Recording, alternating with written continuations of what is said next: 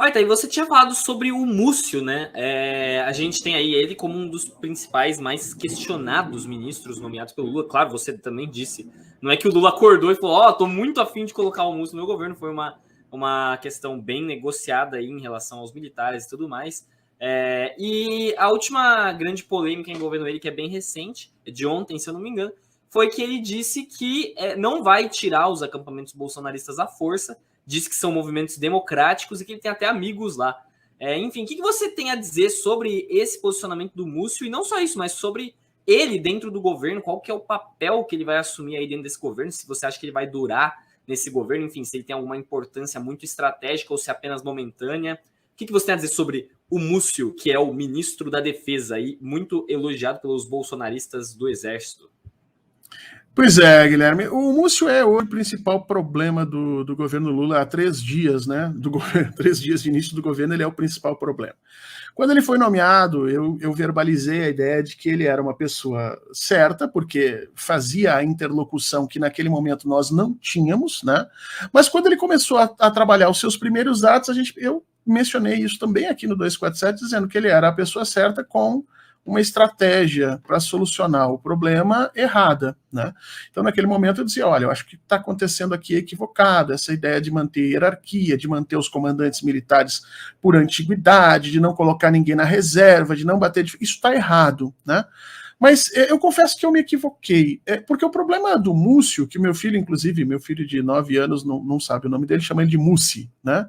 Pai, é o Mussi. Então, assim, o problema do Mussi é que não é que ele esteja aplicando uma estratégia errada para resolver o problema. Ele não sabe qual é o problema, ou ele não quer saber qual é o problema efetivamente com relação às Forças Armadas.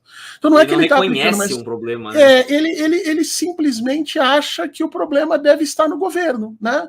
Do jeito que ele está gerindo a coisa, na cabeça dele, talvez ele não queira dizer, mas ele age como se o problema com relação ao governo e às Forças Armadas seja o governo, né? E ele está atuando para que o governo melhore. Eu acho que essa é a posição dele. E isso vai fazer com que ele tenha um período curtíssimo de existência no governo Luiz Inácio Lula da Silva. Aliás, Guilherme, acho que ele já deveria ter pedido para sair.